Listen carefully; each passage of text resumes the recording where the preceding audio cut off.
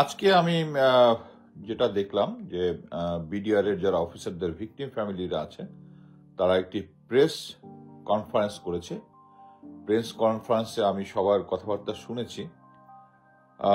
Actually এই যে 250-র মতো বিডিআর এর সৈনিক যারা জামিনে মুক্ত হয়েছে, জিনিসটা আমি মেনে নিয়েছি কি কারণে?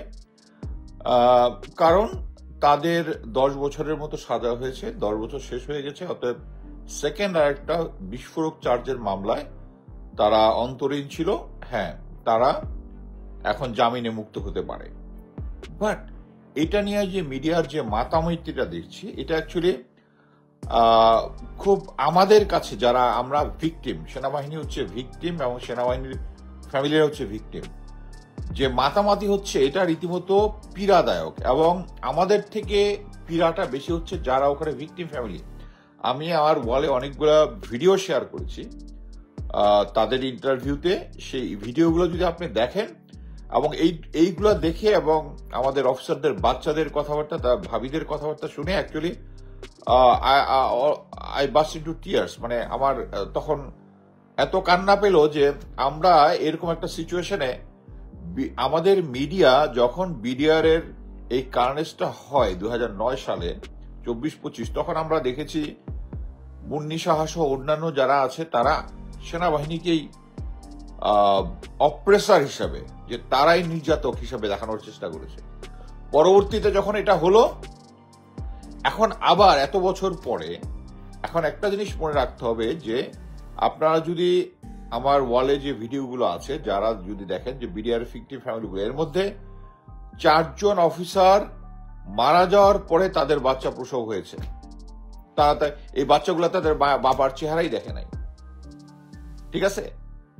আরো এমনি অন্যান্য যে স্টোরি যারা আছে, নির্যাতনের যেগুলো আছে, তারা দরজা ভেঙে, তারপরে ভেন্টিলেটর ভেঙে তারা ভিতরে ঢুকেছে, অস্ত্রের বাট দিয়ে অফিসারদের বাচ্চাদেরকে হিট করেছে, ওয়াইফদেরকে হিট করেছে। একটা জিনিস মনে রাখবেন, এখানে যে সমস্ত সৈনিক ছিল প্রায় 4000-এর মতো সৈনিক ছিল।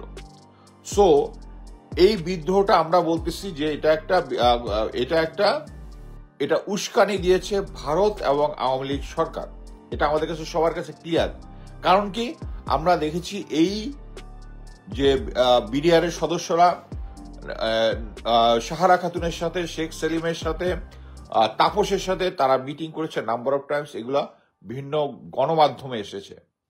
কারা কারা গিয়েছে, কতজন গিয়েছে, তারা গিয়েছে। সো তারা যখন এই জিনিসটা যখন হয়, এটার মধ্যে ভারতের ইন্ধন আছে। এখন বলতেছে যেহেতু ভারতের ইন্ধন আছে অতএব ভারতীয়রা করেছে, ভারতীয়রা এটা করেনি, এরা আমাদের সৈনিকদেরকে ইনস্টিগেট করেছে। এখন কথা হচ্ছে, আমাদের সৈনিকের বয়স কি 18 বছরের নিচে? 18 বছরের নিচে না, দে আর ট্রেন। তারা বিডিআর এর যে নিয়ম কানুন আছে তাতে ট্রেন, এবং তারা বিডিআর এর নিয়ম কানুন সবাই জানে। একটা জিনিস মনে রাখবেন, একটা বিদ্রোহ হয়েছে, এই আপনারা যদি বিদ্রোহ ধরি, এটা পরিকল্পিত হত্যাকাণ্ড। বাট আমি যদি মনে করি যে ওকে, এটা যদি একটা মিউটিনি হয়ে থাকে, ওই সময় আইন অনুযায়ী আপনার হাতে যদি একটা অস্ত্র থাকে, you are subject to death penalty. That's the rule. একটা মিউটিনি, এরকম একটা সিচুয়েশনে যখন হত্যাকাণ্ড হয়, তখন আপনার হাতে যদি অস্ত্র থাকে, আপনি হচ্ছেন you are subject to hang. এই ইয়াটা যখন চালানো হয়, একটা জিনিস মনে রাখবেন, বিডিআর এর তৎকালীন Nurul Islam, master warrant officer, senior master warrant officer Nurul Islam যে এসএম ছিল, সে ছাড়া কেউ আমাদের অফিসারদের পক্ষে দাঁড়ায় নাই। এরা কারো প্ররোচনায় পড়েছে কিনা সেটা জানি না, বাট কথা হচ্ছে অস্ত্র ধরেছিল। তারা যদি অস্ত্র ধরে তাদেরকে, এই যে অসহায়, একটা জিনিস মনে রাখবেন, আইন শৃঙ্খলা বাহিনী, পুলিশ, বিডিআর, সেনাবাহিনী, আমরা অস্ত্র ধরি এবং যখন নেই তখন শপথ গ্রহণ করি হচ্ছে দেশের মাতৃভূমিকে সার্বভৌমত্ব রাখবো এবং আমার দেশের কারো প্রতি নির্যাতন হলে তাদেরকে রক্ষা করব। এটা হচ্ছে আমরা ওত নেই। আইন শৃঙ্খলা বাহিনী আরো বেশি ওত নেয় হচ্ছে তারা দেশের আইন শৃঙ্খলা রক্ষার জন্য নির্যাতিত যারা তাদের পক্ষে দাঁড়াবে। আর এই বিডিআর সৈনিকরা ওই দিন অস্ত্র হাতে ছিল। যারা এই অস্ত্র হাতে নিয়েছিল তাদের হচ্ছে subject to death penalty according to the law. কিন্তু যেহেতু এটার পরিমাণ অনেক বেশি ছিল, আমার যতদূর মনে পড়ে 152 বা 139 জনের ফাঁসির আদেশ হয়েছে, সাম 200+ যাবজ্জীবন হয়েছে, যারা এক্সট্রিম পর্যায়ে খুন এবং খুন করার পাশাপাশি ছিল। বাকি যারা অস্ত্র এবং বিভিন্ন ছিল, এখন কথা হচ্ছে আপনার যদি একটা বিদ্রোহ চলাকালে আপনার হাতে অস্ত্র থাকে, আপনি নির্দোষ। আপনাকে ইনস্টিগেট করেছে, আপনার বয়সকে 18 বছরের নিচে, আপনি জানেন না এটা কি অস্ত্র, দিস ইজ 7.62 মিলিমিটার রাইফেল, এটার অ্যামুনিশনের ভ্যালোসিটি কত আপনি জানেন না, এটা যে একটা 600 গজ দূরের লোকজনকেও মেরে ফেলতে পারে এটা আপনি জানেন না।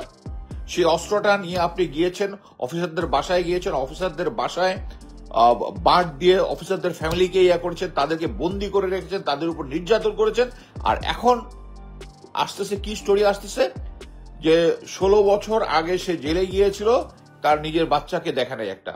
I have all the sympathy for that family, but ওই সৈনিক ডিজার্ভ করে ওইটা। সে তখন অস্ত্র নিয়েছিল, সে তখন অস্ত্র হাতে দাঁড়িয়েছিল। আমি রিকোয়েস্ট করব, যারা সোশ্যাল মিডিয়া ক্যাম্পেইন করেন, তারা এটা নিয়ে ক্যাম্পেইন করেছেন। আমি মানি যে যাদের 10 বছর জেল হয়ে গিয়েছে তারা জামিনে আসতে পারে, but they are not innocent, they are not innocent. সে ওই দিন বিদ্রোহের সময় তাদের হাতে অস্ত্র ছিল, আর যাদের হাতে অস্ত্র ছিল তারাই দোষী। এবং তাদের ইভেন যদি 50 জন লোক দাঁড়াইতো তাহলে ওই বিদ্রোহ হতো না। তাদের আইন শৃঙ্খলা বাহিনীর সদস্য হিসেবে তাদের ওয়ারেন্ট অফিসার নুরুল ইসলাম যখন এটার পক্ষে দাঁড়িয়েছিল, তখন তাকে সাপোর্ট দেওয়া উচিত ছিল। তারা এটা দেয় নাই, তারা অস্ত্র হাতে নিয়েছে, এই জন্যই তাদের 10 বছর জেল হয়েছে। সো প্লিজ আপনারা এরকম মিডিয়াতে, আমি মিডিয়ায় যারা আছেন তাদেরকে অনুরোধ করব, এটা আমাদের ওই ফ্যামিলি, ভিকটিম ফ্যামিলি যারা আছে এবং আমাদেরকে হার্ট করে, তারা বেরিয়ে এসছে, তাদের জামিনে মুক্ত হয়েছে, তারা নির্দোষ না। তারা অলরেডি 10 বছর সাজা ভোগ করেছে, তার বেশি হয়ে গেছে, এবং পরবর্তী একটা বিস্ফোরক মামলার জন্য বিচারাধীন আছে।